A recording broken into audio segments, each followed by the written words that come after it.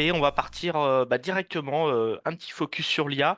Et bah, dès le début, je vais vous mettre tous à contribution avec un petit questionnaire que je vais lancer en ligne.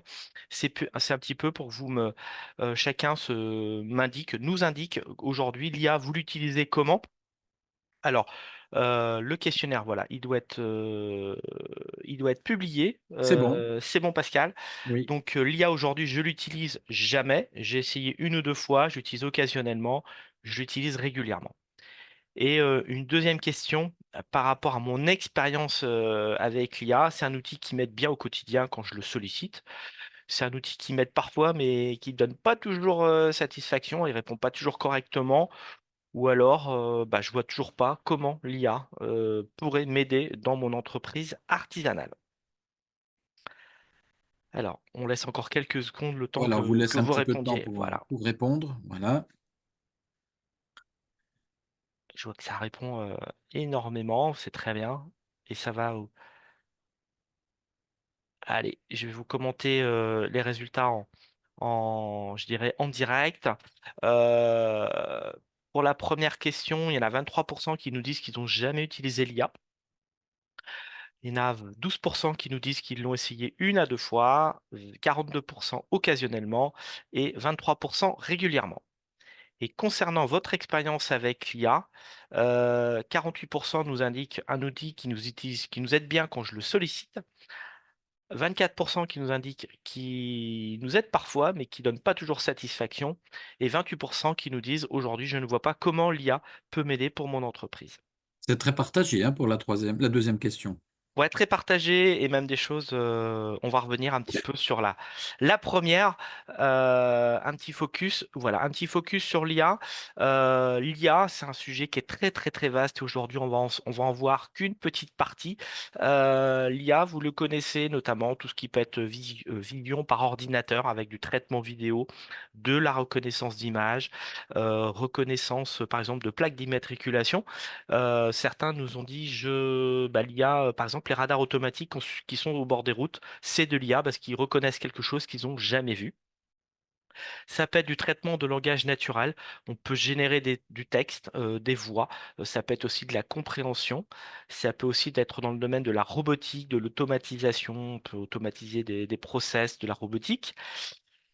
Et on a aussi tout ce qui va être la partie apprentissage automatique avec l'IA prédictive, où là on est capable de faire des prévisions, l'analyse, hein, par exemple sur le domaine de la météo.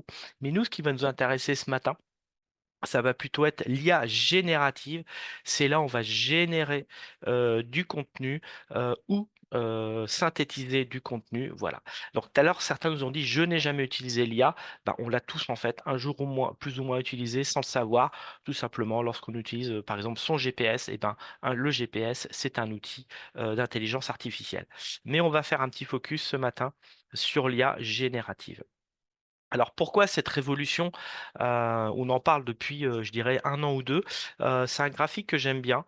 Ça nous donne un petit peu un ordre de grandeur, la force de développement de cet outil, notamment l'outil ChatGPT. On va le représenter tout à l'heure. Mais pour ceux qui ont connu le fournisseur d'accès AOL dans les années 90-95, il a fallu plus de presque 9 ans pour avoir 1 million d'utilisateurs. Facebook, 300 jours pour avoir 1 million d'utilisateurs. L'iPhone, 74 jours. Et ChatGPT, 1 million d'utilisateurs en 5 jours. Donc, vous voyez bien le- l'évolution exponentielle ou la démocratisation de cet outil. Alors, on tient à vous signaler que Pascal et moi, on n'est pas du tout mariés, on n'a pas du tout d'action chez ChatGPT. On vous parle de ChatGPT parce que c'est un outil qui est très très connu, mais en fait, quand vous allez comprendre le fonctionnement de ChatGPT, vous allez aussi comprendre le fonctionnement de nombreux outils qui s'apparentent à ChatGPT. Alors, ChatGPT, c'est quoi? C'est un modèle de langage qui est développé par OpenAI. Alors c'est intéressant de connaître la marque OpenAI parce que derrière il y a d'autres outils qu'OpenAI va développer comme DALL-E, tout ce qui va être traitement d'image. Donc ça vous permet de faire le lien par rapport à l'entreprise ou le prestataire qui est derrière tout là, derrière cela. C'est une architecture qui est très avancée en langage de traitement naturel, c'est-à-dire qu'on lui a appris des choses et on lui a appris à raisonner comme un humain. et il va être capable justement de comprendre et de générer du texte de manière cohérente et pertinente par rapport à tout ce qu'on lui a appris. Si on pouvait résumer, ChatGPT, c'est un bébé euh, qui est très doué, qui est super doué, qui est plus doué que nous tous réunis. Euh, il va reproduire des comportements qu'on lui a appris. On lui a donné beaucoup, beaucoup, beaucoup d'exemples, mais c'est pas toujours le sens, il comprend pas toujours le sens profond de ses actions. Et en fait, on l'a énormément entraîné et, et on va lui demander plus tard de répéter des choses qu'on lui a appris. Voilà, faut imaginer que cette IA, c'est quelque chose qu'on lui a donné. En fait, on lui a donné tout Internet à un moment donné où on l'alimente quotidiennement. Mais c'est un outil qui sait tout. Mais on va lui demander de faire des choses. Et des fois, il va pas forcément comprendre le sens profond de ce qu'on va lui demander. Et donc, il faudra toujours avoir un œil critique par rapport à ce qu'on va lui demander. Alors, l'IA, c'est un avantage, c'est un gain de temps significatif. Par exemple, dans la rédaction de documents, ça peut nous permettre de gagner en automatisation. C'est un outil aussi qui est accessible 24 heures sur 24, 7 jours sur 7.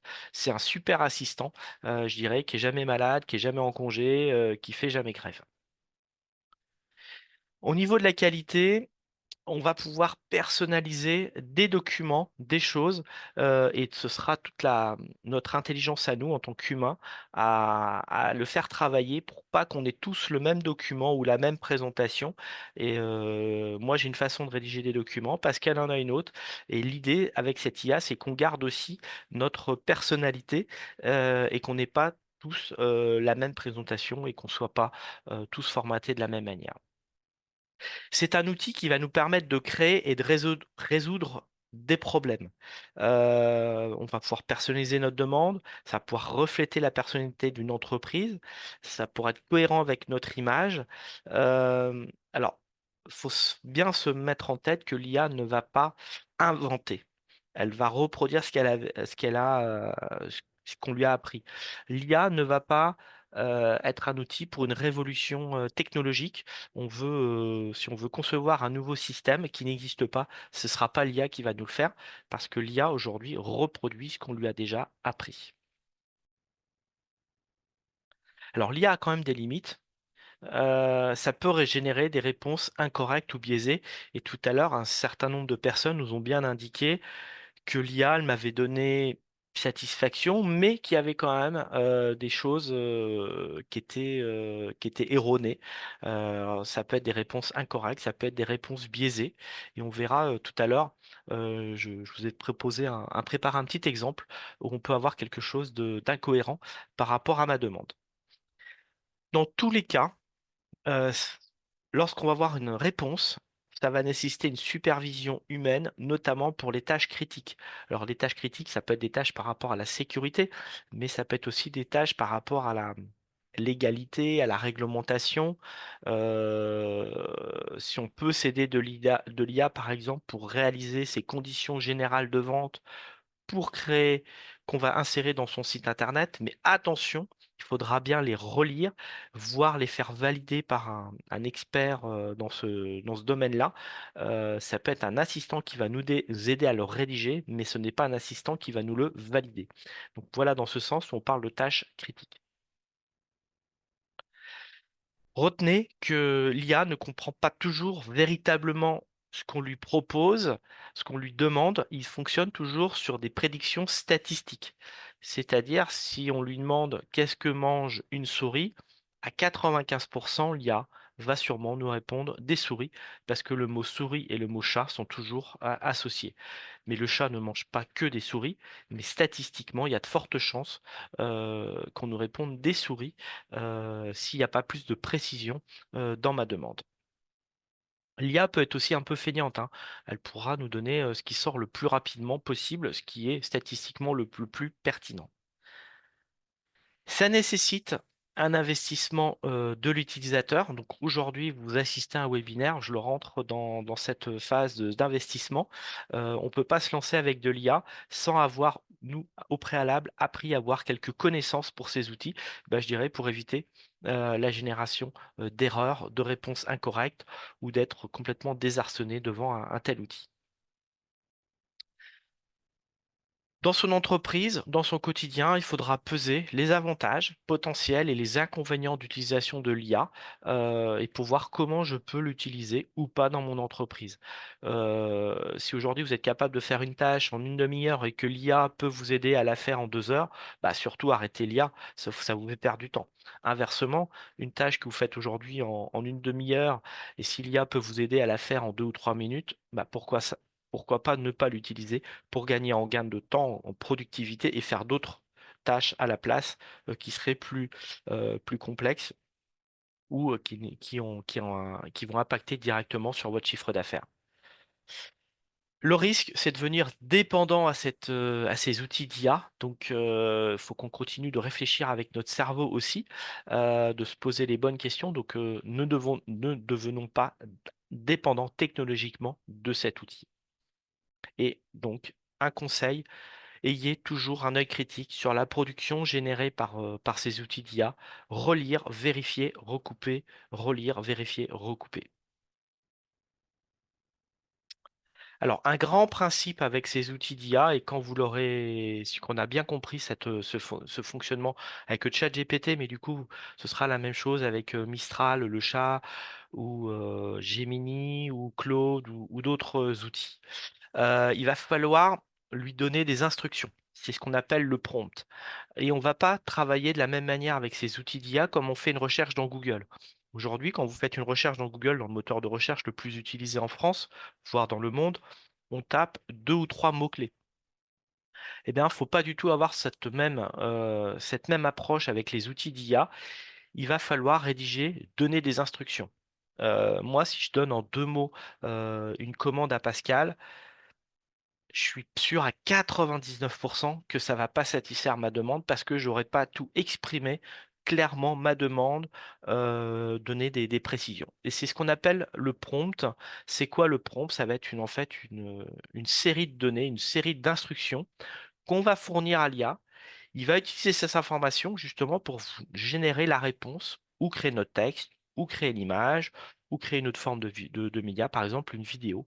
Et lorsqu'on va créer notre prompt, on va lui donner toute une série de demandes, d'instructions, de contextes, de rôles, et tout ça, on va lui expliquer pour qu'on génère une bonne réponse ou qu'on ait la réponse qui semble nous satisfaire. Et donc la réponse, ça pourra être de générer par exemple du texte ou des visuels comme une image ou une vidéo. Et c'est moi qui vais lui dire dans le prompt, tu vas me générer la réponse sous forme de texte ou sous forme d'image ou sous forme de vidéo, ou tu vas me générer un tableau Excel ou un document Word ou un document PDF si l'IA sait le faire. Et une fois qu'on aura la réponse, on va pas s'arrêter là, on va pouvoir lui demander de modifier, voire on va pouvoir compléter notre demande, on va pouvoir la valider ou non, la réponse. Heu, Contrairement à ce qu'on a pu le voir avec ou entendre avec nos collègues, aujourd'hui on est entièrement convaincu qu'on ne pourra pas faire un site internet avec de l'IA en appuyant sur le bouton et ça nous gère automatiquement. L'IA va nous aider à faire quelques tâches sur un site, mais c'est pas un outil qui va tout nous faire de A à Z, comme malheureusement on peut le voir ou l'entendre sur des publicités ou des messages qu'on voit sur différentes plateformes. Donc on va plutôt utiliser l'IA sur différentes tâches très précises et on va surtout y aller étape par étape. Et donc, pour y aller étape par étape, il va falloir structurer nos questions, nos demandes. Donc, ce sera très important de poser des questions claires et précises, structurer nos prompts, nos instructions pour obtenir des réponses pertinentes, éventuellement lui dire, là, tu fais fausse route, c'est pas comme ça que les réponses sont pas bonnes, on se trompe de message, tu fais fausse route, faut faire autrement. Et il faudra bien donner tout le contexte, les détails pour guider la réponse, pour qu'on ait quelque chose qui soit vraiment adapté à notre demande et qu'on n'ait pas quelque chose de générique, bateau, voilà, qui soit plat. Alors, quelles sont les versions de ChatGPT? Ces versions de ChatGPT, il y en a plusieurs. Et il y a plusieurs comptes. C'est plutôt au niveau des comptes que je voulais présenter. Vous avez la version gratuite sans inscription. Donc là, vous pouvez y aller directement. Vous allez sur chatgpt.com. Alors, vous tapez bien chatgpt.com dans votre navigateur. Attention, vous avez beaucoup d'homonymes ou de sites qui se sont créés en utilisant le mot ChatGPT ou des versions, voilà. Donc le site officiel, c'est sur le site d'OpenAI et c'est chatgpt.com. Là, avec cette version gratuite, il n'y a pas d'enregistrement de l'historique et de ses productions. Je m'explique. Là, si je lui demande de m'aider à créer un petit post Facebook pour présenter ce webinaire sur les réseaux sociaux et que je ferme mon navigateur, je ne pourrai pas reprendre cette discussion. En plus, ChatGPT ne va pas enregistrer d'informations par rapport à ma thématique ou sur tout ce que j'ai l'habitude de lui demander et il ne va pas s'en servir la prochaine fois pour garder toute expérience. Alors que si on utilise la version gratuite avec inscription, il suffit d'avoir un mail. En fait, c'est une version qui va avoir les mêmes fonctionnalités que la version payante, mais sur un temps limité. Et là, ça va nous permettre surtout de générer des documents, sauf que la version gratuite nous permettait simplement de générer du texte. Là, il va pouvoir me générer des documents, exemple un modèle de document Word ou un modèle de document Excel, ou un PowerPoint par exemple. On va aussi pouvoir lui envoyer des documents. Je t'envoie mon PDF, je t'envoie mon document Word et aide-moi, par exemple, à le synthétiser ou à reformuler certaines choses. Il va nous permettre aussi, cette version gratuite, d'enregistrer l'historique des conversations, ce qui fait que je vais pouvoir reprendre une conversation que j'ai eue avec lui il y a peut-être une semaine, 15 jours ou un mois. On peut travailler aussi en mode éphémère. En fait, le mode éphémère, c'est la même chose que la version gratuite. Il va pas du tout enregistrer notre historique et nos productions. On ne pourra pas reprendre cette discussion plus tard. Et vous avez la version payante, pour faire simple, qui permet les mêmes choses que la version gratuite, mais je ne vais pas dire de manière illimitée parce qu'on peut pas, on peut pas le solliciter, mais on peut faire énormément de choses avec la version payante. La version payante, c'est de l'ordre de, je sais plus si c'est 20 ou 25 dollars par mois. 22, je crois, de tête. 22, voilà, entre Ouais. les deux, qui permet pas mal de choses. Et le risque après, je dirais, il faut faire attention, c'est d'en devenir dépendant parce que vous allez voir que des outils d'IA, il y a beaucoup de choses qui sont gratuites ou limitées en termes d'utilisation. Et ensuite, dès qu'on va aller plus loin, c'est payant. Sauf qu'on va pas pouvoir, quoi, notre portefeuille va nous dire stop, on peut pas prendre toutes les outils d'IA aujourd'hui parce que bah, toutes celles que vous allez voir, elles sont au bout d'un moment payantes si on les sollicite de trop. Alors Pascal, n'hésite pas à m'interrompre si tu vois des questions, hein, des précisions qui seraient dans le chat, n'hésite pas à Pour m'interrompre. l'instant, il n'y avait rien du tout. Il y en a une qui vient d'arriver à l'instant. Est-ce que la qualité des réponses est meilleure en version payante? Moi, je Euh, dirais pas forcément la qualité. Ça dépend. Ah. On peut très bien avoir des très bonnes réponses gratuites en lui posant le bon contexte, les bonnes instructions, et avoir des réponses, je dirais, erronées ou qui donnent pas satisfaction avec la réponse payante si on lui parle mal. Voilà. Euh, Il y a aussi dans les versions payantes, on peut avoir la dernière version de l'outil quoi, le moteur d'IA. Mais aujourd'hui, peut-être qu'il vaut mieux utiliser une version un peu plus ancienne et en lui posant les bonnes questions qu'en utilisant la dernière version en lui donnant les mauvaises instructions. Voilà. Donc aujourd'hui, simplement, moi, la différence que je vois entre le payant et le gratuit, c'est quand vous êtes dans du gratuit et que vous commencez à pas mal produire. Il va vous dire, ah, là on est arrivé à ton quota, faut que tu reviennes à 15h31 pour poursuivre ta conversation. Alors soit on a le temps, soit on peut reporter, ou alors ben, si on a quelque chose à produire et qu'on est à fond dedans, au bout d'un moment on passe à la version payante. Hmm. Alors il y a d'autres outils pour générer du contenu, il n'y a pas que ChatGPT. ChatGPT aujourd'hui un peu, c'est comme si je vous dis, voilà, j'ai un frigidaire. Euh, c'est un peu une marque qui est devenue l'objet qu'on utilise, je dirais, au quotidien. Vous avez ChatGPT, c'est OpenAI, chatgpt.com, je vous donne l'adresse.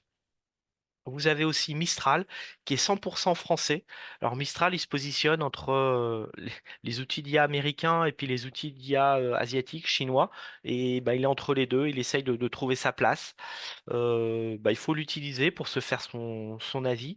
On voit aujourd'hui les outils de Mistral plutôt être développés spécifiquement pour des entreprises, pour des applications un peu spécifiques. Il y a Gemini. Gemini, c'est Google qui est derrière. Depuis 2, 3 mois, ouais, depuis le mois de juillet, juin-juillet, et ils ont fait de très gros progrès et ils sont très bluffants, notamment au niveau de la gestion, génération d'images. Et nous, au quotidien, on n'utilise pas un outil, mais en fait plusieurs outils d'IA. Il y a Copilot de Microsoft qui est lui directement intégré au pack Office. On a Claude de la société Anthropic. Alors lui, il va être très bien. Donc c'est une société américaine qui est derrière. Il va être très bien, notamment si on veut produire de la programmation ou si on a besoin de questions, de formules sous Excel. Là, il va être très très bon. Claude sera très bon là-dessus. Je vous en donne deux autres. Pour ça, j'ai tiré un petit tiret en pointillé. Je vous en donne deux autres à titre purement d'information. Vous avez DeepSeek, c'est le chinois, qui a fait fureur il y a quelques mois parce qu'il est un peu au niveau de ChatGPT, mais en ayant beaucoup moins d'investissement. Euh, et vous avez GigaChat, c'est un nom qui peut être super sympathique. C'est tout simplement un développement russe qui est derrière. Et ce qui peut être intéressant lorsqu'on va comparer DeepSeek, GigaChat ou ChatGPT, il n'aura pas les mêmes réponses, notamment si on lui parle, lui pose des questions par rapport au contexte géopolitique. Par exemple, ce qui s'est passé sur Tiananmen, ben, ils n'auront pas tous les trois les mêmes points de vue. Voilà. Donc c'était simplement pour vous donner une liste de quelques outils, j'ai bien dit quelques outils. C'est même pas le bout de l'iceberg, c'est un tout petit bout d'outils d'IA parce qu'il y en a des centaines, des centaines. Et en fait, c'est à chacun de se faire son avis, de les utiliser et de se faire son propre choix. Peut-être que l'outil que j'utilise, Pascal n'utilisera pas le même pour différentes raisons ou convictions. Alors, ChatGPT, comment ça se présente? On va y aller. Alors, hop. Alors, Pascal, est-ce que tu as ChatGPT à l'écran? Je ne crois pas. Non, on a toujours ton slide. Alors, je vais changer le partage d'écran Voilà. et vous devez avoir ChatGPT ici. C'est bon, Thierry. Voilà. Donc là, je suis avec la version. Alors moi, j'utilise une version payante, mais qui est la version gratuite, se comporte exactement de la même manière. Vous voyez un bandeau, un champ où on peut taper, poser une question, et ça ressemble comme si c'était à notre navigateur, pas navigateur, à notre moteur de recherche Google, et on peut écrire du texte ici ou éventuellement on peut lui parler, on peut le dicter pour lui demander son instruction. Et à Pascal, est-ce que tu aurais une demande à faire? On pourrait faire ça en live. Hop, Euh, je te prends un peu tu me prends, tu me prends au au dépourvu. dépourvu. Euh, Allez. À moins que Allez. quelqu'un dans nos auditeurs ait une Une demande question, particulière, je suis en train de surveiller les questions. Comme ça, on pourra faire du hop, direct avec nos. en direct, une démo. J'ai prévu des Voilà. exercices après, mais voilà. Je Donc, surveille. Pour l'instant, je n'ai rien du tout. allez. Bah, aide-moi à faire une publication pour Facebook? le webinaire sur l'IA. Volontairement, alors je vais corriger la faute d'orthographe. Volontairement, je lui dis pas que c'est sur Facebook. Dans notre tête, avec Pascal, on a l'habitude de travailler avec Facebook, mais volontairement, je le mets pas. Et là, forcément, bah lui, il va peut-être déterminer que ce sera Facebook, ou alors il va me dire, bah attends, avant, je vais te poser des questions. Et voilà. Et là, c'est parti. il va nous poser des questions. Donne-moi la date, donne-moi l'heure, le public visé, le ton souhaité et enfin le contenu. Mais il m'a pas demandé si je voulais publier sur Instagram, sur LinkedIn, sur Facebook. Si, oh, ici, il me le met après, pardon. Il me le met après. Il va pouvoir me proposer différents réseaux sociaux en fonction de ma demande. Vous voyez, c'est une discussion qu'on va avoir avec lui. Alors, on aurait pu gagner du temps en lui donnant directement, aide-moi à faire une publication pour ma page Facebook, pour le webinaire sur l'IA, qu'aura lieu tel jour, telle heure, en destination d'artisans. Et je veux un ton humoristique, un ton professionnel, un ton accrocheur. Voilà. Voilà un petit peu le comment utiliser ChatGPT, mais éviter d'utiliser ces questions, je dirais, très simples. Il faut lui donner le maximum d'instructions. Alors peut-être qu'avec la version gratuite, il nous posera, version gratuite ou sans inscription, il nous posera moins ces questions-là. Et le risque, bah, c'est qu'on ait une publication, je dirais, qui sera un peu bateau, un peu plus bateau. Pour revenir à la remarque de Thierry, ce qu'il a tapé en haut, c'est ce qu'on ferait dans Google, une recherche Google basique. Voilà, Voilà. là, je me suis mis, j'utilise pas l'IA, quoi. Je découvre l'IA. Et je tape ce que j'aurais pu trouver, que ce que j'aurais pu faire dans Google. Et là, bah, Pascal, il va me dire, bah ouais, mais ton truc, c'est pas super. C'est un truc bateau. Ouais, je suis un peu déçu de ton outil d'IA. Tu nous en as tellement parlé, mais bof, je trouve pas ça super. Alors, moi, je me suis mis dans votre situation. Concrètement, comment ChatGPT pourrait m'être utile dans mon entreprise artisanale pour faire, bah, pour travailler au quotidien. Et là, alors, j'ai inventé un profil, mais vous allez voir qu'il y en a plein qui vont se retrouver. On a notre Julie, qui est coiffeuse à Decize dans la Nièvre, petite ville proche en bas de quoi, dans le sud du département. Elle vient de créer son entreprise. Elle souhaite développer sa compétence, sa présence web, sa présence digitale. Elle a déjà fait sa fiche Google établissement. Notamment, ça fera l'objet d'un webinaire jeudi avec notre collègue Émilie. Elle a déjà sa page Facebook, elle est coiffeuse, l'informatique ne lui fait pas du tout peur, mais elle manque de temps pour créer ses publications sur les réseaux sociaux. Elle a même l'impression de toujours, ou elle aura l'impression de toujours publier les mêmes choses. Et là, vous voyez, je vous ai mis une photo. Bien entendu, vous avez bien compris que cette photo, elle était faite avec de l'IA. Je l'ai faite avec Gemini pour l'exercice. Et on voit bien que ça ressemble pas à une photo d'un salon de coiffure qu'on pourrait retrouver je dirais, dans nos villes ou campagnes. Et bah, le défi de Julie, c'est d'être multitâche, efficace dans un temps limité. Et là, je pense qu'il y a pas mal d'artisans, de créateurs d'entreprises qui vont se retrouver dans le profil de Julie, que vous soyez ou pas coiffeur. Alors Julie, elle n'est pas spécialiste de marketing, elle a surtout pas prévu un budget pour faire appel à un community manager, et elle voudrait développer son entreprise, son activité, car elle vient de la créer. Alors, le plus simple serait de te dire, bah moi je fais appel à un assistant, ce qu'on appelle un community manager, et lui c'est lui qui va me faire toute la com digitale, je m'occupe de rien, j'ai qu'à payer, bah, sauf que bah, j'ai pas beaucoup de revenus, ou alors je préfère mettre mes sous dans d'autres produits ou investir dans du matériel pour travailler. Et donc, Julie, son objectif, ça va être de communiquer auprès de ses clients potentiels. Quand j'ai dit ses clients, ben, c'est pas tout le monde. Tout le monde a des contacts privilégiés ou des profils très, très particuliers de personnes. Alors, le client potentiel, c'est le client qui paye bien, qui commande, qui revient souvent, quoi. C'est le client type. Et donc, mon client type, on va aller le faire, le chercher. Quand le chercher, on va essayer de le définir avec l'IA. Alors, le client type, c'est quoi? C'est quelqu'un qui a un âge, une profession, un lieu de résidence, situation, étudiant, actif, parent ou senior, situation familiale, célibataire, marié, séparé. Cette personne elle a un revenu approximatif. Comment elle se comporte en termes de mobilité, elle utilise les transports en commun, la voiture, le vélo, la trottinette, quelles sont ses contraintes de temps? C'est quelqu'un qui est speed, qui a le temps, ou qui a le temps de prendre soin d'elle. Quels seraient les freins ou les objections qui feraient que je pourrais venir ou pas venir au salon de coiffure?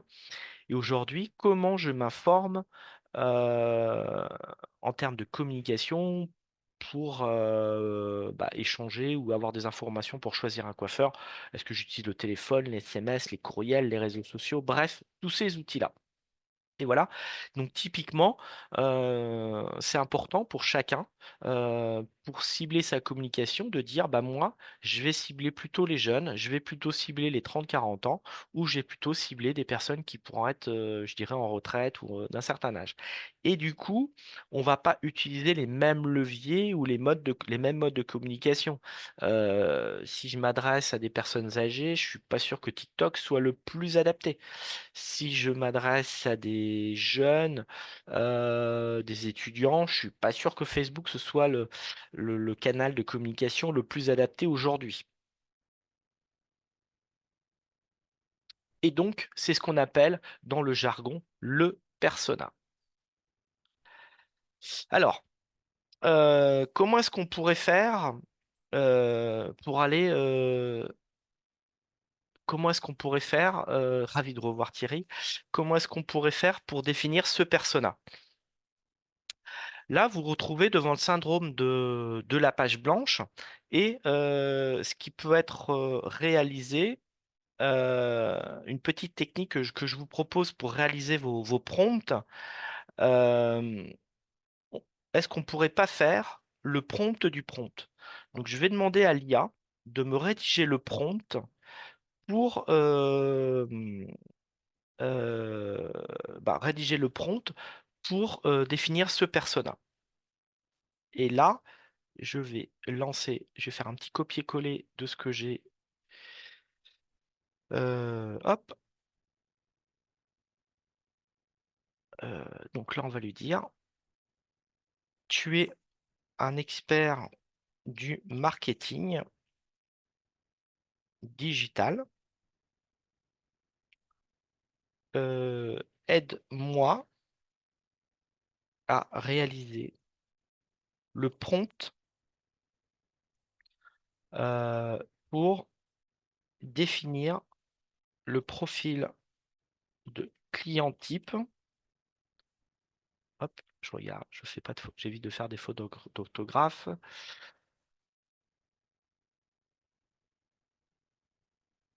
Ou persona pour mon activité de salon de coiffure à Decize dans la Nièvre.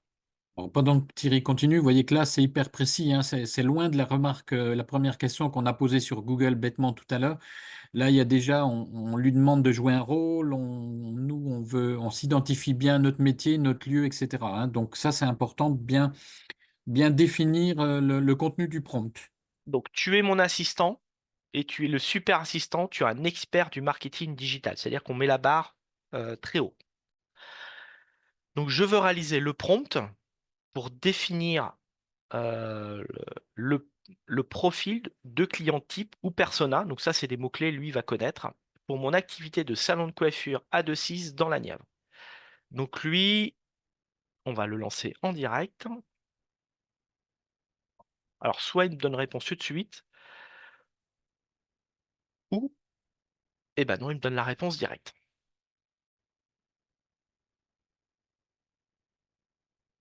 Alors, donc, tu es un expert en marketing digital et en analyse de clientèle. Donc là, il reformule des choses que je lui avais donné la piste.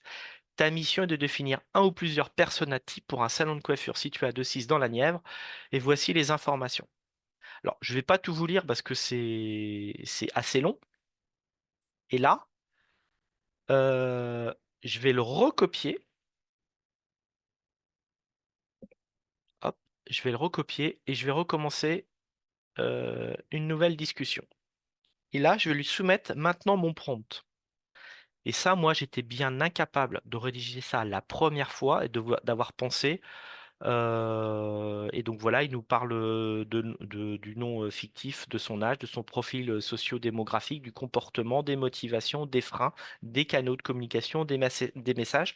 Vous voyez, tout ce qu'on avait pu voir, ce que je vous avais présenté tout à l'heure, qu'on aurait pu rédiger au format papier.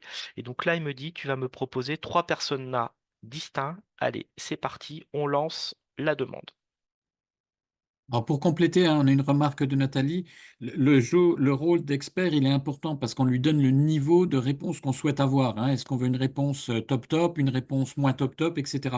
Et donc ça, c'est ce que Thierry a mis au début, ben, ce que ChatGPT a mis dans le prompt que Thierry lui a demandé de faire. Tu es un expert du marketing. Voilà. C'est des fois d'utiliser des bons mots, quoi, les bons mots pour qu'ils comprennent la signification. Si maintenant je veux faire cette présentation de client type, de persona, et que je m'adresse par exemple à une école, des enfants qui sont en école primaire, et bien entendu, je ne vais pas utiliser ces termes-là. Et là, je vais pas lui dire tu es un expert en marketing digital, je vais lui dire Tu es un tu as enseignant pour des enfants de tel âge, par exemple. voilà, de tel âge et tu utiliseras un vocabulaire adapté à ce public. Et du coup, il utilisera peut-être pas les données socio-démographiques ou des Les mots termes comme ça, techniques des ou voilà. termes techniques. Il va utiliser vraiment des termes beaucoup plus adaptés à mon public. Et voilà. Donc là, il m'a sorti le persona numéro un, le persona numéro 2, le persona numéro 3. Alors, on va pas tous les détailler. Alors, ce qui est important, c'est que si vous faites cette même demande de votre côté, vous n'aurez pas forcément les mêmes réponses parce que, et même moi, si je refais cette demande dans quelques minutes, j'aurai pas ces mêmes réponses. Il va me régénérer d'autres choses. Alors, ce sera peut-être à 90% identique, mais on est sur de la création, on est sur des éléments purement fictifs et c'est ce qui va m'aider à définir mon client type. Donc là, on a le fidèle du coin, Marie Dupont, 54 ans.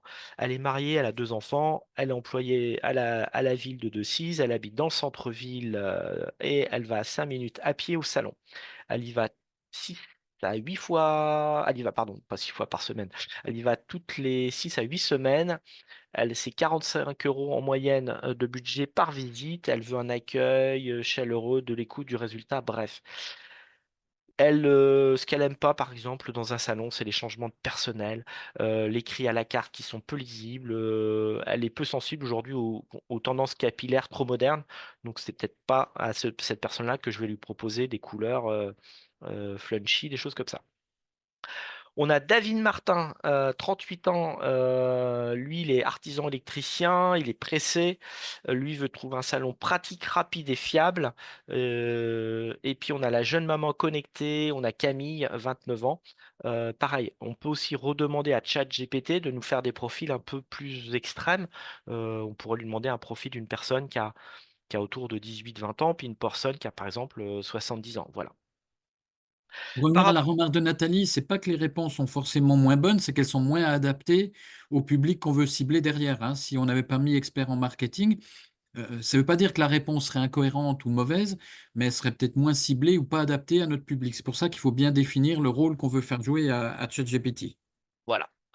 Moi, si je fais appel à vous, c'est que j'attends des choses très pointues, sinon bah, je le ferai moi-même.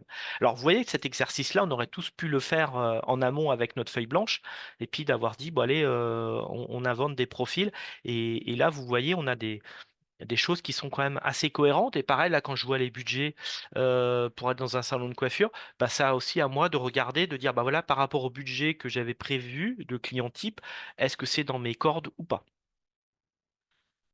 Allez, je reviens à ma présentation. Voilà.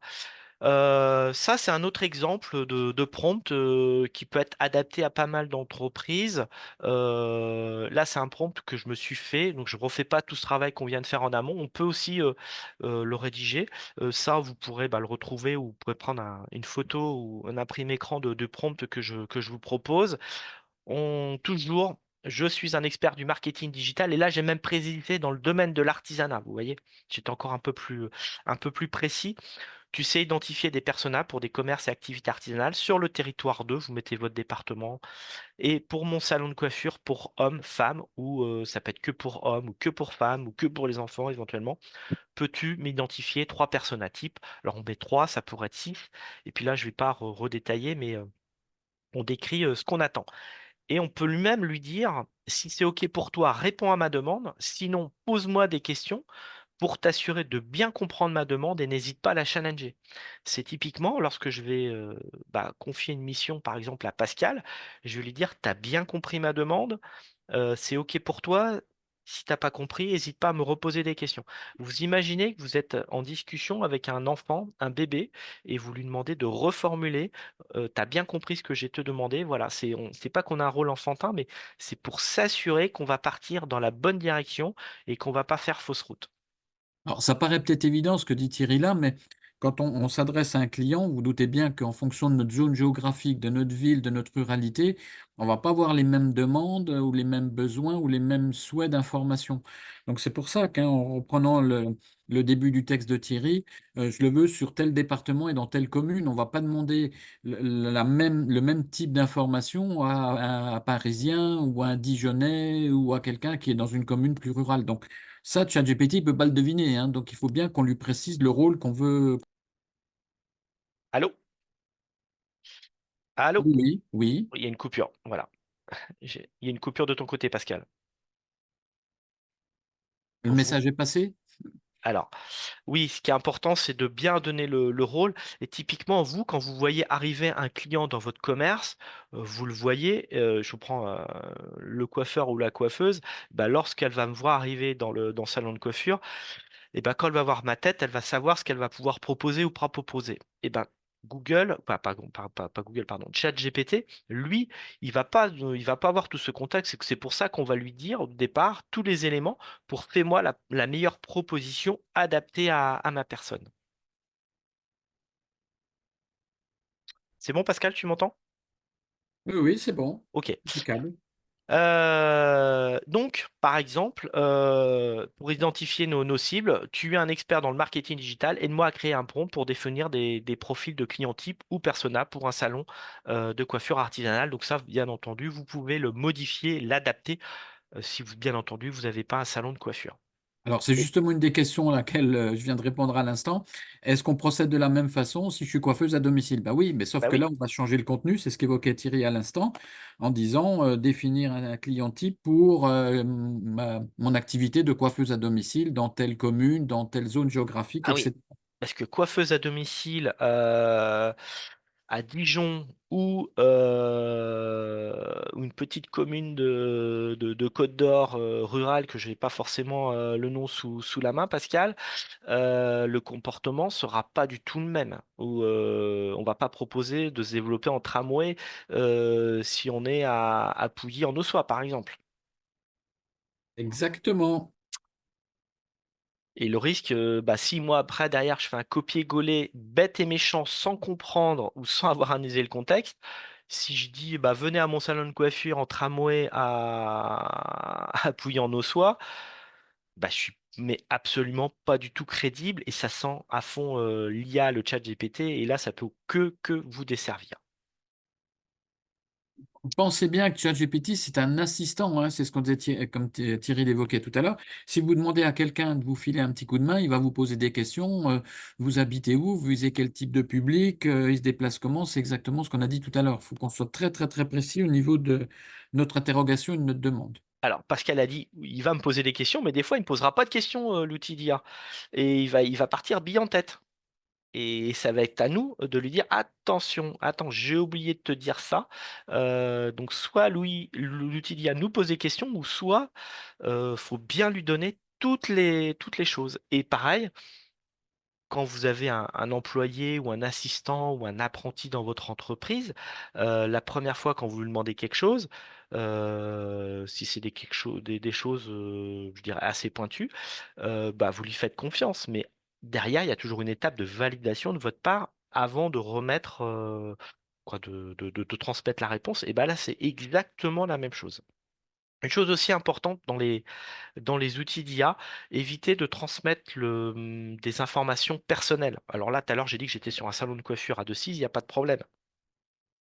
Mais si vous commencez à transmettre des noms, des dates de naissance, des adresses de personnes, des numéros de carte bleue de sécurité sociale ou de je transmets ma feuille de paye pour que tu me l'analyses, et ben là je dis attention, warning, on va lui transmettre que des informations où il n'y a pas de données très personnelles.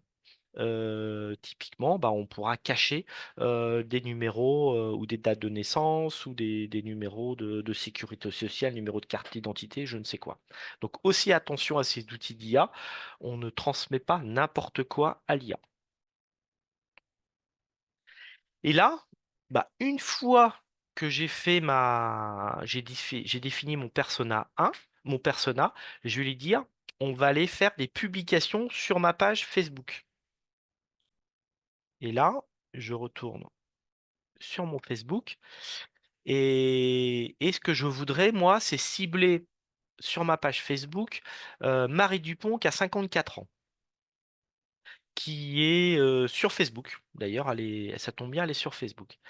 Eh ben, je vais lui dire, euh, propose-moi 15 publications pour ma page Facebook pour cibler le persona 1. Persona 1, je suis en phase de création de mon d'entreprise. Et du coup, il va peut-être pas avoir le même comportement entre un salon qui vient juste d'être ouvert ou un salon qui a déjà pignon sur rue depuis plusieurs années. Et donc, comme je lui ai dit le persona 1, bah, comme on est sur la même conversation, lui, il va être capable de remonter et de bien savoir qu'on va traiter avec Marie Dupont qui a 54 ans. Allez, c'est parti.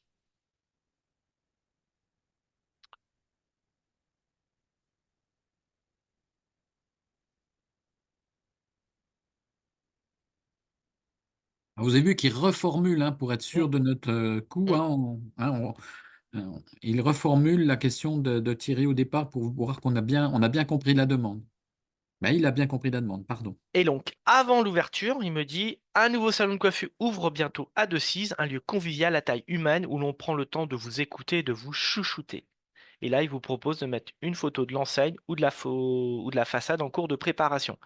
Et là, l'histoire de vous écouter et vous chouchouter, par rapport à à Madame Dupont, elle voulait quelque chose je me rappelle plus. Le euh, contact humain, voilà ce que Ouais, tu voilà. veux.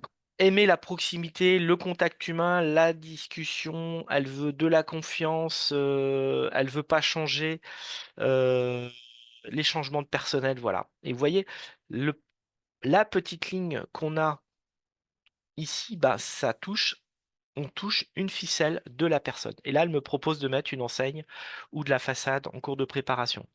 Lancement officiel, c'est officiel, le salon ouvre ses portes à partir de venez découvrir un espace chaleureux, pensez pour votre confort et votre bien-être. Et là, eh ben, il nous dit, bah, mets l'adresse et les horaires. Bah oui, c'est oui.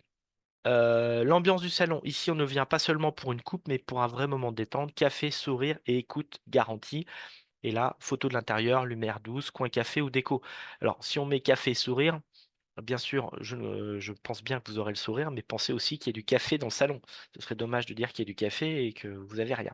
Et vous voyez, il y a une quinzaine de. Là, il m'en a proposé 15 parce que j'en ai demandé 15. Et là, on peut faire exactement le même travail maintenant. Et pour le persona 3, hop,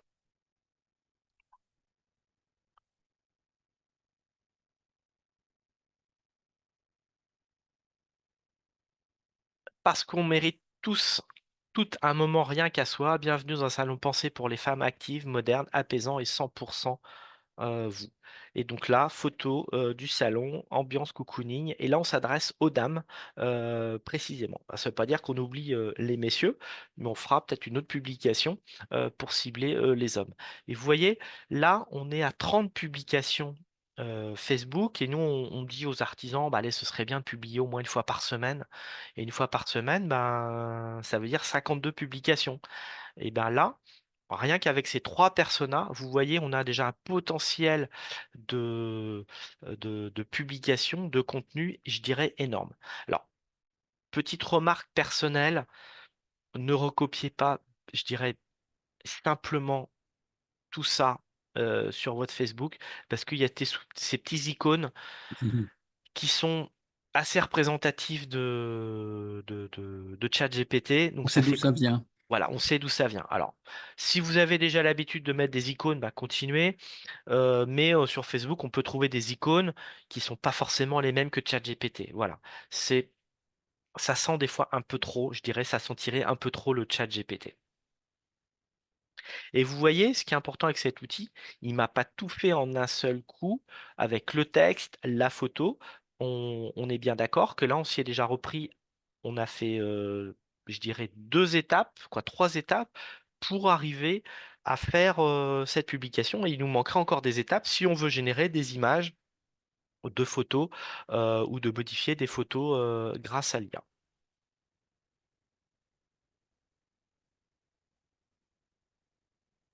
Hop.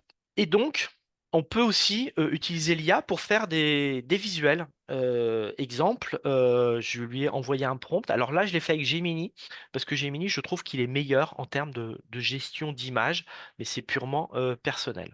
ChatGPT fait aussi de très bonnes images, mais j'ai trouvé que l'outil de Gemini, de Google, était peut-être un peu plus performant par rapport à mes attentes. Mais ça, je dirais, c'est purement personnel. Et donc là, je lui ai demandé à Gemini, bah, fais-moi une photo d'une chef d'entreprise, coiffeuse, dans un salon de coiffure avec une tablette. On retrouve bien une dame avec une tablette. Donc ça répond, bah, je dirais oui, ça répond à ma demande. Il n'y a pas d'aberration. On voit bien aussi des ciseaux qui sont posés sur le cahier ou l'agenda de réservation. C'est pas forcément ça qu'on va voir dans tous les salons de coiffure, mais bon. Et là, on voit bien que c'est un côté plutôt, je dirais, un petit peu, pas forcément très français, ça peut être un peu américain.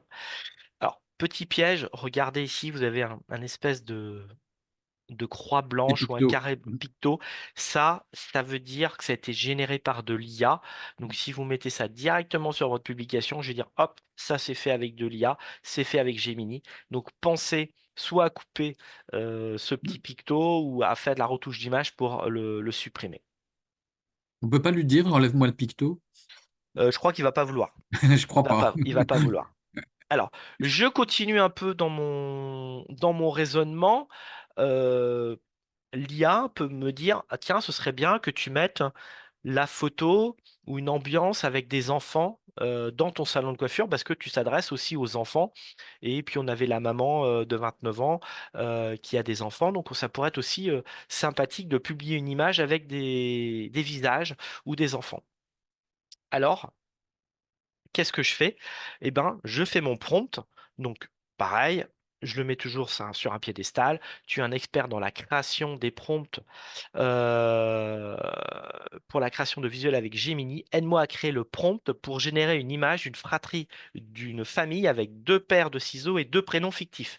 Et la photo, elle devrait être au format d'une publication Facebook. Donc, je vous ai pas mis tout le prompt Gemini volontairement, je le mettrai juste après.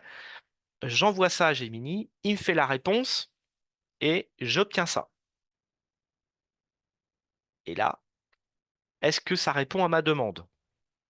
Bah, si on reprend ma demande, oui, on a bien deux enfants, des paires de ciseaux, sauf que moi je m'attendais à des enfants dans un salon de coiffure. Et comme à Gemini, je lui ai pas dit qu'on était dans un salon de coiffure, bah lui, il a fait ce qui paraît, je dirais, statistiquement le plus plausible. Quand on imagine des enfants avec des ciseaux, bah, c'est des enfants en niveau maternel ou jusqu'à 8 9 ans qui sont en train de découper des choses, un frère et sœur. Et c'est totalement plausible. Sauf que moi, ça répond absolument pas à ce que j'avais en tête. C'est pas ça que je vais publier sur pour ma publication salon de coiffure, à moins que j'ai prévu un espace détente où pendant que maman se fait coiffer, moi j'ai prévu un petit espace où les enfants pourraient découper, mais ça derrière, ça fait un peu un espace de cuisine. Donc je suis pas sûr que ce soit ça l'environnement de mon salon de coiffure. Et bah tout simplement, bah, c'est moi qui ai fait l'erreur parce que je lui ai pas dit qu'on était avec une notion de salon de coiffure. Et donc j'ai souvent l'habitude de dire, c'est pas Gemini, c'est pas ChatGPT qui s'est trompé, c'est moi qui n'ai pas donné les bonnes instructions. Et le problème, bah, il est entre l'écran et la chaise. C'est moi le problème. Et donc, bah, j'ai refait la même. la même demande, sauf que avec deux paires de ciseaux d'un coiffeur. J'ai simplement rajouté d'un coiffeur. Et là, ça m'a généré cette image. Et là, je vais pouvoir rebondir sur mon Facebook de dire, eh ben, soit c'est vos enfants qui s'occupent de leur coupe de cheveux à la maison et on peut imaginer les dégâts que ça peut représenter au niveau de la coupe, ou alors bah, confiez-moi vos enfants et on fera une super coupe et on passera un super moment. Voilà comment on pourrait utiliser l'IA. Et je vous ai mis le prompt pour générer cette image. Alors, je vous préviens tout de suite, je ne parle pas un mot d'anglais. C'est pas ma langue euh, naturelle et je suis pas du tout à l'aise avec l'anglais. Mais lorsqu'on est dans la génération d'images, euh, les prompts sont différents. C'est souvent des suites de mots et c'est souvent écrit en anglais. Et c'est pour ça que Gemini m'a écrit ce prompt en anglais, ce qui permet de générer bah, des photos qui soient plus, je dirais, plus réalistes. Et vous voyez, donc là, on retrouve bien le petit carré blanc hein, que j'ai laissé pour faire voir que ça a été fait avec Gemini. Mais sincèrement, cette photo-là, ça peut faire penser que ça a été généré avec de l'IA, mais ça fait beaucoup plus réaliste que les premières photos que je vous ai présentées. Alors, Pascal, tu as des questions? Je fais une petite pause. Non, il y en a certaines à laquelle j'ai répondu. Il y avait plusieurs questions sur l'obligation d'indiquer que c'est de l'IA. Pour l'instant, on ne l'a pas, sauf erreur de ma part. Euh, Oui, c'est il y en a des train de choses dans les tuyaux. cogiter. Voilà, Ouais, c'est dans les tuyaux. Voilà. Mais voilà. pour l'instant, non. Bon, la remarque importante, c'est le petit picto dont parlait Thierry tout à l'heure. Et puis, il y a des fois, c'est gros comme une baraque, ça vient de l'IA. Donc, faut être vigilant quand même par rapport aux images qu'on va déposer générées par l'IA. Et là, donc voilà, vous voyez avec cette notion de coiffeur, on peut avoir deux visuels totalement différents. Et quand on me dit, ouais, mais l'IA, il n'a pas répondu à mes attentes, bah, alors peut-être oui, ça peut arriver, hein, l'IA peut délirer, l'IA délire ou donne des fausses informations, ça c'est vrai. Mais c'est aussi peut-être parce que moi, je lui ai pas donné les bonnes instructions, les bonnes informations.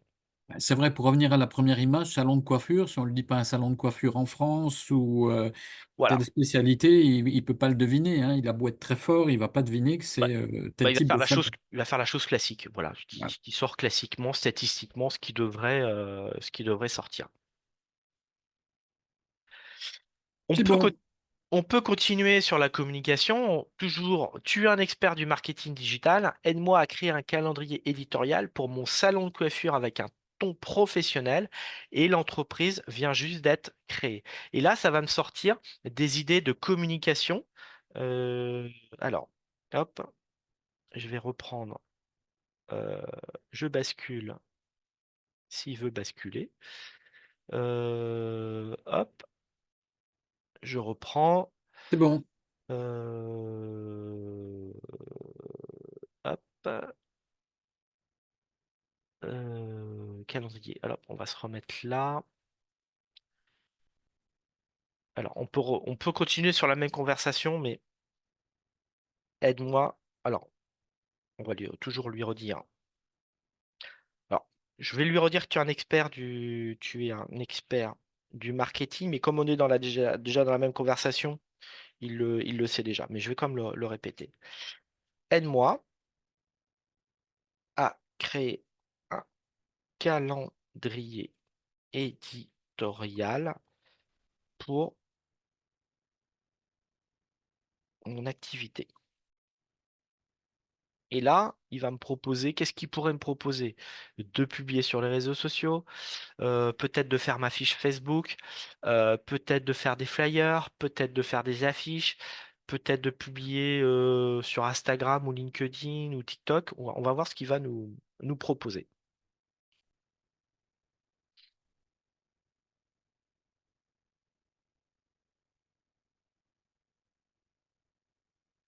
Alors là, il me dit, est-ce que tu peux me confirmer des éléments? Donc là, on peut lui répondre, oui, on est bien salon a deux 6. Hop, on saute la ligne. Euh, on est sur le lancement de l'entreprise, précisément. On pourra refaire le travail dans quelques temps parce qu'on veut faire de la visibilité locale ou de la fidélisation. Je veux un calendrier sur un mois. Et euh, tous les réseaux sociaux possibles. Et on va dire, allez, 2 à 3 publications par semaine. On va pas non plus en faire une toutes les heures. Le risque, c'est que bah, les personnes soient saoulées et qu'il n'y ait qu'une envie de se désabonner.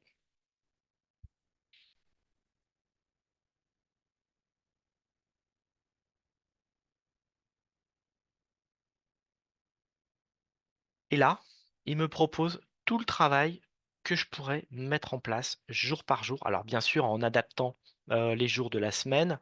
Et vous voyez qu'il me propose même les hashtags que je vais mettre dans mes publications. Si je devais publier sur LinkedIn, qui est un autre réseau social, il pourrait me mettre d'autres propositions.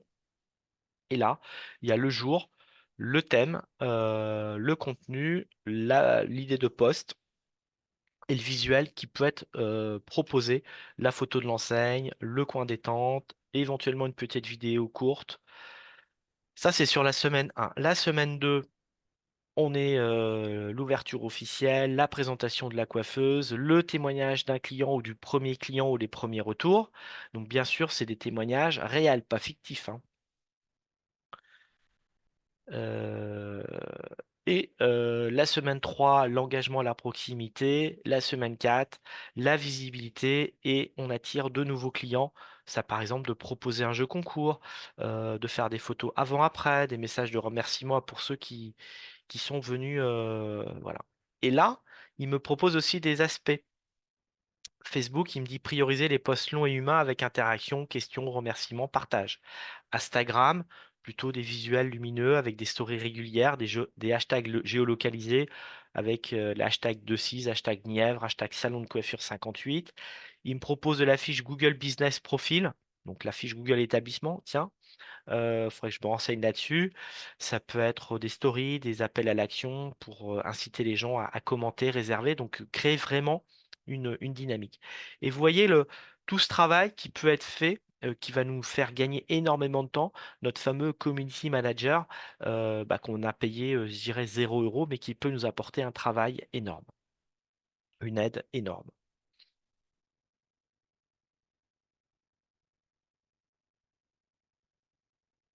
Euh, Après, aussi, une autre idée de comment vous pourriez utiliser l'IA. Si on faisait un petit tour de table, ou un tour de salle ce matin, si je demandais à tout le monde de se présenter en 30 secondes, c'est un exercice qui peut paraître tout simple, mais très difficile à faire. Et là, par exemple, on peut lui dire, bah, aide-moi à créer un petit pitch pour présenter mon entreprise. Et moi, je suis toujours mon fameux salon de coiffure à Decize et ma clientèle sera locale pour les jeunes, par exemple, et les familles. Et donc là, ça peut être L'IA peut m'aider à me présenter.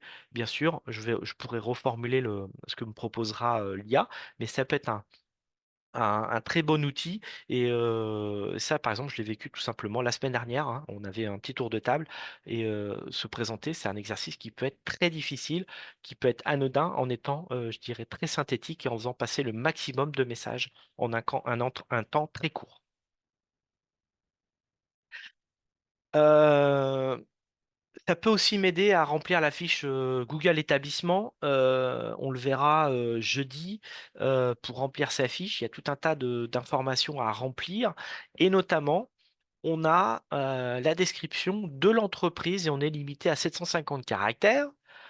Et aujourd'hui, souvent, cette description, bon, on met salon de coiffure pour hommes et femmes, virgule, enfants, à Decize dans la Nièvre, et puis on s'arrête là. On a 50 caractères et c'est tout. Et voilà. Et on te dit, mais t'as droit à 750. Alors, faut pas en faire, c'est pas une obligation d'en faire 750, mais on pourrait mettre d'autres informations en complément. Et c'est là que l'IA va nous aider en disant, tu vas m'aider à remplir ma fiche Google établissement et notamment la partie description. Et donc lui, il connaît déjà des règles. On peut lui redire que c'est limité à 750 caractères, mais lui il va comprendre le type de message ou les informations qu'il faudra faire passer. Et bien entendu, si en amont, je lui ai donné pas mal d'informations sur mon salon de coiffure, sur bah, où j'étais installé, si je suis plutôt en ville ou si je suis plutôt à la campagne, le profil de mes personnes, et ben, le message sera beaucoup plus adapté, ciblé à mon public. Voilà encore un exemple comment je peux utiliser l'IA bah, pour m'aider à compléter cette fameuse fiche. Mais ça va pas tout vous faire, hein, c'est ce que nous présentera Émilie jeudi après-midi sur notre fiche Google établissement. Ça peut être aussi de répondre à des avis Google. On le verra, jeudi. Vous recevez un avis Google, il faut toujours répondre, qu'il soit positif ou négatif. Alors, si c'est un super avis, bah, merci pour votre confiance, au plaisir de vous retrouver au salon de coiffure, voilà. Et si c'est un avis négatif, il faut aussi répondre. Alors, des fois, c'est très délicat de répondre sans vouloir polémiquer. Et là, je vais vous prendre un exemple concret, réel. Alors, on n'est pas dans un salon de coiffure, on est dans un restaurant. Un avis Google qui a été déposé. Commentaire uniquement pour signaler aux parents que le restaurant n'est pas adapté aux enfants. Je mets du 3 étoiles partout pour ne pas trop dégrader la note. Nous sommes venus avec notre fille de 4 ans. On nous demande si la petite va manger. En effet, pas de menu enfant, pas de possibilité de lui prendre une entrée ou un demi-plat. C'est une personne égale un plat. Or, les tartares ou plats épicés ne sont pas adaptés. C'est non à tout ce que nous proposons. Nous sommes allés manger ailleurs, chacun sa politique quant à sa clientèle. Moi, je suis le patron de cette entreprise. Qu'est-ce que je réponds? Sans vouloir non plus polémiquer ou remettre de l'huile sur le feu. Et ben, on peut demander à Google, bah, aide-moi à répondre à cet avis que je te vais te transmettre. Et pour mémoire, je te donne un petit peu le profil de mon restaurant. En plus, je suis un restaurant qui est atypique, qui est, oui, forcément pas adapté aux enfants. Qu'est-ce que je pourrais répondre? Et voilà une réponse de Google. Pardon, une réponse de ChatGPT. C'est une proposition. Je dis pas qu'on va transmettre telle quelle la réponse, mais voilà, il nous dit, chère madame et monsieur, nous regrettons sincèrement que votre expérience n'ait pas pu se concrétiser et que vous ayez dû finalement dîner ailleurs. Comme vous l'avez très bien compris et mentionné, notre restaurant a fait le choix d'un concept culinaire spécifique centré sur des plats pour adultes. Cela implique effectivement l'absence de menu enfant, de demi-portions, d'options spécifiquement non assaisonnées, non épicées, ainsi qu'une règle d'une commande de plats par personne. Nous sommes conscients que ce positionnement ne convient pas aux familles avec de jeunes enfants. Nous faisons notre possible pour que cette information soit communiquée par nos équipes dès l'accueil afin d'éviter toute mauvaise surprise. Nous sommes désolés que n'ait pas été adapté à vos besoins ce jour-là et nous souhaitons de très belles découvertes culinaires ailleurs. Voilà. Donc c'est une réponse qui peut être soft. Alors peut-être que moi je vais pas la reprendre telle quelle, parce que si vous travaillez tout seul dans l'entreprise où vous êtes deux, nous souhaitons hop, communiquer par nos équipes. Équipe, ça me fait penser plutôt à restauration, une chaîne où il y aurait pas mal de personnes. Si vous êtes deux ou trois dans l'entreprise, on va pas utiliser le mot équipe parce que si vous publiez ça tel quel, bah là on pourrait dire bah ouais mais là il se fout de nous, c'est pas adapté. Donc là peut-être que ça, si je travaille si on est deux ou trois dans le restaurant, on adaptera ce terme-là. Mais vous voyez que cette réponse, moi je la trouve assez bien rédigé sans vouloir rentrer dans la polémique par rapport à l'avis qui avait été déposé juste dessus. Des remarques, Pascal, ou des commentaires? Est-ce que tu veux faire un direct live? Bah on peut, allez, allez. On a une question d'Émilie, alors c'est pas la nôtre, mais c'est une Émilie quand même. Un exemple de prompt pour faire un fichier client en tableau Excel. Alors, C'est du direct, hein? là je suis parti sur Gemini. Qu'est-ce qui me fait Gemini? Ah oui, on était sur Gemini, d'accord. Eh ben, on va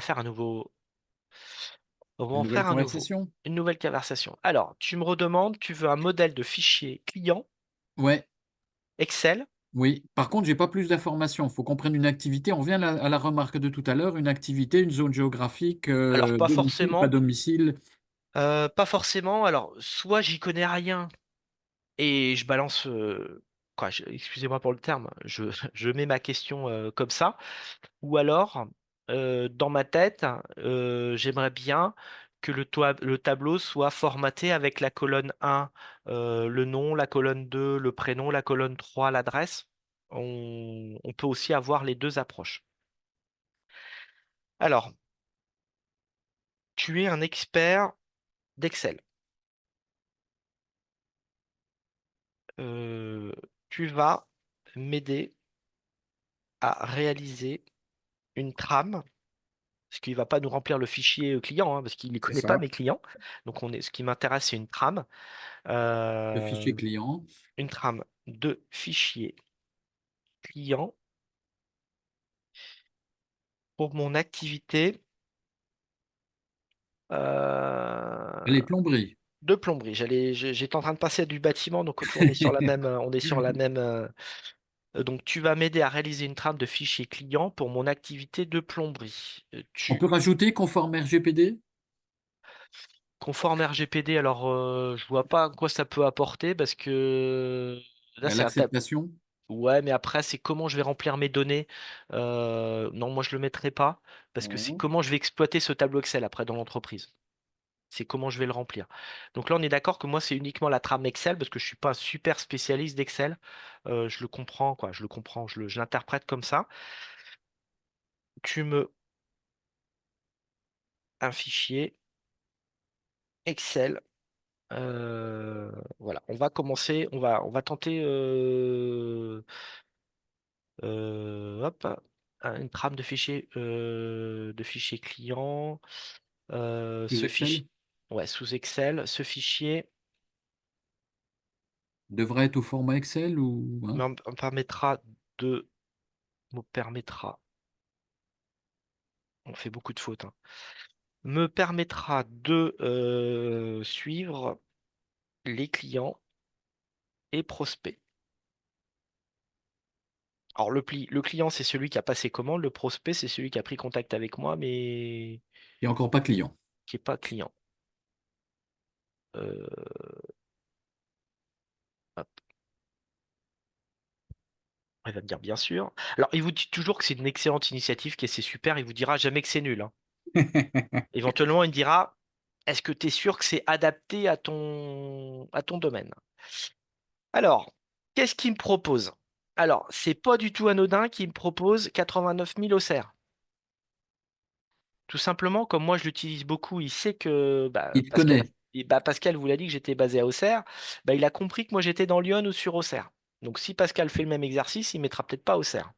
Et ce numéro est purement fictif, quoi, c'est pas le mien. En tout cas, c'est pas le mien.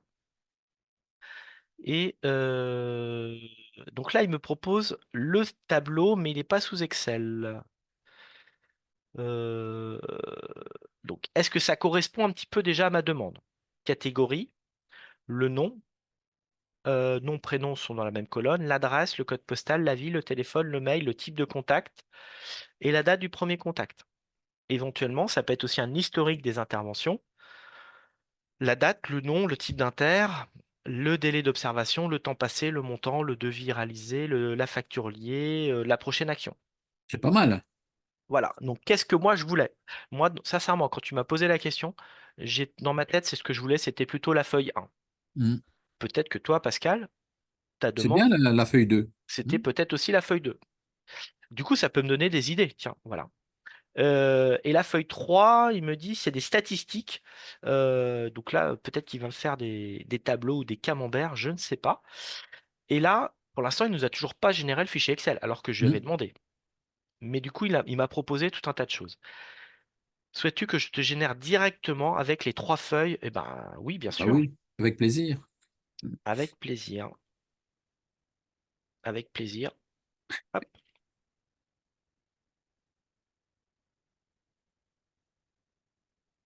Bon, ça mouline un petit peu, hein, mais bon. Alors, bon, ouais, je préfère qu'ils mettent du temps et qu'ils m'apportent la bonne réponse que qu'ils me répondent directement et que les informations soient un petit peu, je dirais, erronées ou biaisées.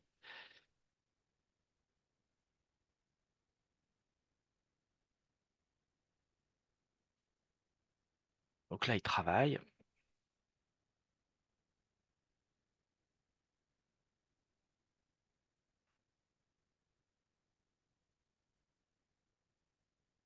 En sachant que normalement, on aura plusieurs onglets en bas, hein, si on Ouais, est les ouais, il y a aider. trois feuilles. C'est un gros travail, hein. Ouais, Alors ça peut paraître assez simple pour vous, mais c'est un gros gros travail euh, informatiquement. Alors pareil, si je devais, je sais pas comment il va me le générer le tableau, on est en direct, on est en live. Si moi je devais générer ce tableau-là, je suis pas sûr que j'aurais mis 10 secondes ou 30 secondes pour faire 30 le secondes. tableau, même si je connais bien Excel. Allez, il me le propose ici, je fais télécharger et il est là. Je l'ouvre en direct. Bon, déjà, c'est bien un format Excel, hein. Alors, alors, hop, j'ai un truc qui sonne. Alors, il me l'affiche où? Euh, Téléchargement. j'ai plusieurs écrans, c'est pour ça. Ne vous inquiétez pas. Euh, hop, Sachant que normalement, hein, je suis en train de relire le descriptif, on devrait avoir des listes déroulantes pour choisir un client ou un prospect. ouais, Un type de client, on n'y avait pas pensé, ça, hein, non. particulier, professionnel, syndic et compagnie. Le devis était envoyé ou pas. Le statut du devis, on est pas mal au niveau de la. Si le résultat est conforme à ce qu'il nous met, on doit avoir un truc qui est sympa quand même, hein. Alors là, Pascal, j'ai un problème technique. C'est Excel qui ne veut pas se lancer. C'est pas le fichier, Ah, bureau, C'est mon Excel bureau. Alors, est-ce qu'il est derrière? J'ai j'ai un message d'erreur avec Excel. Ok, j'ai un message d'Excel. Voilà, c'est ouvert. Eh ben, alors c'est moi qui ai un problème. on est en direct, hein. On est en direct. Voilà. Je vous le bascule. Voilà ce qui me sort. Il m'a sorti un fichier client prospect. Et il m'a même mis déjà les filtres. Et c'est là que je vais pouvoir. Liste Oh là, déroulante. regardez. Ah ouais, C'est. Alors là, c'est là que je vais pouvoir rentrer. Vous voyez, je peux tout rentrer. Il y a déjà tout. et on a bien nos trois onglets en bas, a priori, hein. Voilà. Donc ça, c'est le fameux fichier client prospect. Basique. Toutes mes interventions qui ont été faites ou Mhm. qui seront faites. Et là, il me gère un tableau de synthèse. Évidemment, il n'y a rien qui s'affiche parce que mon tableau n'est pas rempli. Il n'y a Donc après, personne. à Ouais. vérifier, il y a des formules de calcul qui me semblent Correct. pertinentes, correctes. Ouais, Alors, pertinent. ça, c'est formule que j'ai moi personnellement pas l'habitude de les écrire comme ça. Mais vous voyez là, pour faire ce travail-là, même si je maîtrise Excel, sans être expert d'Excel, vu le temps qu'il m'a mis pour le faire, il était plus vite que moi. Quoi, Pascal, je pense que c'est pareil pour toi. On est d'accord. Et pareil, peut-être que moi, je compléterai ce tableau-là. Peut-être que je séparais l'adresse en adresse 1, adresse 2. C'est mon Mhm. expérience personnelle parce que bah, Auxerre, on a une adresse et puis un lieu dit. Peut-être que je sais, bah, le code postal et la commune sont Le nom et le séparés. prénom éventuellement. Mais bon, là, on joue Voilà. sur du détail, hein. Là, quoi, on a 90% du boulot qui est fait, mais on a un gain de temps, mais je dirais énorme, énorme, énorme. Voilà. Voilà pour cette démo en live. Merci Thierry. Voilà. Donc vous voyez qu'on peut faire, je dirais, énormément, énormément de choses. Ça va être à vous d'adapter l'IA à vos demandes, à vos besoins. Alors, je vais brosser un petit peu tout ce qu'on pourrait faire avec de l'IA. Je vais pas vous faire des démos pour chaque parce que on a un temps qui est assez, un temps imparti. Mais par exemple, pour les réseaux sociaux, ça va être de générer du contenu mensuel, de rédiger sa fiche Google établissement et les gains, bien entendu, c'est en termes de temps, d'efficacité. On a fait ce petit exercice avec vous. Ça peut être du développement commercial. Quelles actions je pourrais mettre en œuvre pour créer une animation, un événement suite à l'ouverture de ma boutique depuis 2 ans? Je veux faire marquer l'événement pour mes 2 ans, mes 5 ans, mes 10 ans, mes 20 ans. Bah, qu'est-ce qu'on pourrait faire comme action de communication, de promotion et aide-moi à créer un plan de communication. Alors peut-être que dans les idées que va vous proposer ChatGPT ou Gemini ou Claude, je ne sais lequel, peut-être qu'il y en aura 80%, vous y aviez déjà pensé. Mais tout à l'heure, lorsqu'on a vu avec Pascal la génération du fichier Excel, ah bah tiens, il nous a séparé les particuliers, les pros, les collectivités. Ah bah ça, j'y avais pas pensé. Ça peut être le petit plus qui peut m'aider à franchir un cap. Ça peut être sur des aspects purement financiers, fiscalité, pour m'aider par exemple à calculer des impôts ou des charges pour mon entreprise. Donc bien entendu, je ne lui envoie pas toutes les infos très personnelles de l'entreprise. Ça peut être de m'aider à créer des contrats de travail ou des partenariats ou des conditions générales de vente. Et là, obligation d'une relecture humaine pour validation, voire d'une supervision par un expert juridique. On ne fait pas un contrat de travail comme ça en 2 mots, en 2 minutes avec ChatGPT. Ça nécessite une relecture, mais ça peut être un très bon assistant pour ne pas oublier certains points bah, que j'aurais pu omettre lors de mon travail de réflexion. Ça peut être aussi de rechercher une information technique dans un document. Un exemple, je vous donne une notice technique de 300 pages et je vous demande bah, comment on... Bah tiens Pascal, t'es pris au dépourvu ce matin et tu dois aller faire une présentation au niveau de la direction d'un document de 300 pages qu'on t'a remis hier soir. Il faut que tu nous fasses une synthèse très rapide ou un compte-rendu de ce document-là. Et ben, on peut le soumettre à ChatGPT pour nous faire une synthèse et ça peut être un gain de temps énorme ou pour nous aider à nous former ou à former nos équipes. Alors attention, ce sera une synthèse, il peut y avoir des omissions. Si on lui a pas dit le contexte, le rôle, on peut aussi, je dirais, donner des fausses informations. Donc, on peut aussi aller à la catastrophe, mais ça peut être un super outil pour faire de la synthèse de documents.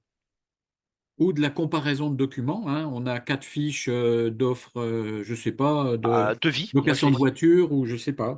j'ai eu le cas, on nous a sollicité, j'avais 3 devis qui étaient différents avec des solutions techniques différentes et on devait bah, faire un comparatif. Alors, comparatif du prix, ça c'est facile, quoi. Encore, c'est en général assez facile, mais en général, on voulait pas s'arrêter au prix et du coup, cet outil nous a permis de nous dire, ah bah dans tel devis, il n'y a pas ces précisions-là, est-ce que tu pourrais peut-être les redemander au fournisseur? Il y en a un qui te prévoit une garantie, l'autre qui te propose pas la garantie. Et là, ça peut être de reformuler notre demande au fournisseur et de préciser la demande. Une fonctionnalité aussi, alors ça c'est valable uniquement avec la version payante pour les créer, mais on peut créer des GPTs. Alors GPTs c'est pour ChatGPT. Les GEM, c'est pour Gemini. C'est pour répondre à des besoins spécifiques en termes de rédaction, productivité, d'analyse, de recherche, voire de programmation. C'est-à-dire qu'on va créer je dirais un agent qui sera déjà un petit peu spécialiste d'un domaine. Et une autre fonctionnalité que je vais vous présenter dans Canva, dans ChatGPT, c'est le Canva. Alors, je reviens ici. Quand on crée des GPT, par exemple ici, c'est des fonctionnalités que j'ai créées moi. Euh, Exemple, là, j'ai créé un profil pour m'aider pour tout ce qui va être de la rénovation dans le domaine du bâtiment, pour faire du conseil énergétique aux artisans. Donc ça, c'est des outils, des GPTs que je vais créer parce que j'ai mon compte, mais vous, si vous avez un compte avec inscription gratuit, vous pouvez les rechercher ici par mots-clés.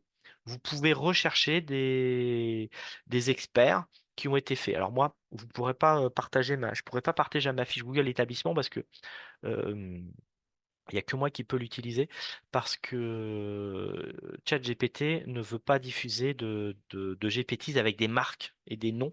Mais par exemple, on peut très bien créer un expert en référencement de site internet, un expert en rédaction de conditions générales de vente, de choses comme ça. Donc ça, c'est des fonctionnalités. Donc n'hésitez pas à aller avec votre compte dans Explorer et rechercher des GPTs, donc des fonctionnalités spécifiques où on leur a donné tout un contexte. Et là, je voulais vous faire voir un exemple euh, de, de complément qu'on peut utiliser dans ChatGPT. Euh, Aide-moi à faire une présentation de l'IA. Aide-moi à faire une présentation, une note écrite de présentation de l'IA. Alors, volontairement, je fais quelque chose d'assez simple.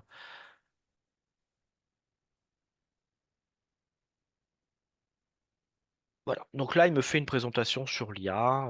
Voilà. Alors, pareil, faites attention au copier-coller.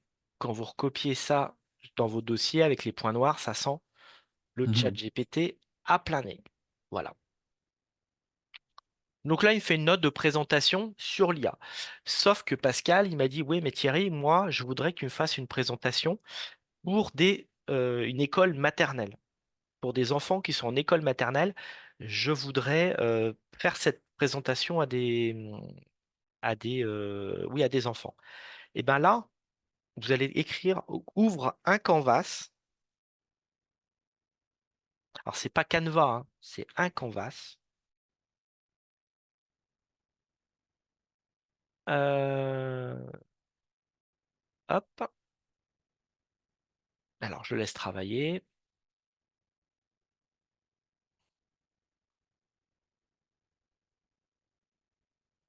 et on va cliquer sur le bouton modifier ici. Alors, pareil, là, je pourrais lui dire, fais-moi des phrases au lieu de, de citations ou de listes énumérées. Et là, je vais cliquer sur modifier. Et vous allez voir l'écran, comment il va se transformer. Ici, c'est la réponse que j'avais. Et là, je vais pouvoir sélectionner une partie de mon texte. Et là, en bas, vous voyez, vous avez une espèce de crayon qui s'est affiché. Et là, je vais pouvoir peaufiner ce que j'ai sélectionné. Là, on va travailler que sur ces deux paragraphes-là. On va pas du tout travailler sur les autres dans un premier temps. Et là, pardon, hop, euh, je me suis trompé. J'ai pas cliqué sur le bon. Alors, on est en direct, évidemment. Le niveau de lecture, pardon. C'est là que vous allez cliquer sur niveau de lecture. Et c'est là que je vais pouvoir lui dire, on veut un niveau supérieur. Ou là, je vais lui dire, je veux un niveau maternel. Et je clique dessus. Et il va me refaire ce travail. Et on va plutôt s'adresser à des enfants. Et donc là, il me dit, l'intelligence artificielle ou IA désigne l'ensemble des techniques et ben, là, c'était bien ce qu'il m'avait fait tout à l'heure. Hop, je vais bien lui redire que c'est pour des enfants. Tout à l'heure, j'aimais bien ce qu'il m'avait mis. Euh, hop,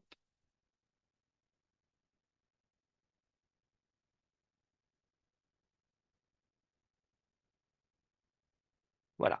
L'intelligence artificielle, c'est quand on apprend à un ordinateur à faire un peu comme les humains. Par exemple, il faut reconnaître une image, comprendre quelques mots ou apprendre tout seul à faire mieux les choses. C'est comme un cerveau magique à l'intérieur d'une machine. Voilà. Ça, c'est les termes que je pourrais utiliser lorsque je serai avec des enfants. Bien sûr, si je suis en train de faire une conférence avec des experts mondiaux sur l'IA, vous comprenez que si je commence mon introduction en faisant ça, on va comprendre que bah, je m'adapte pas du tout à mon public.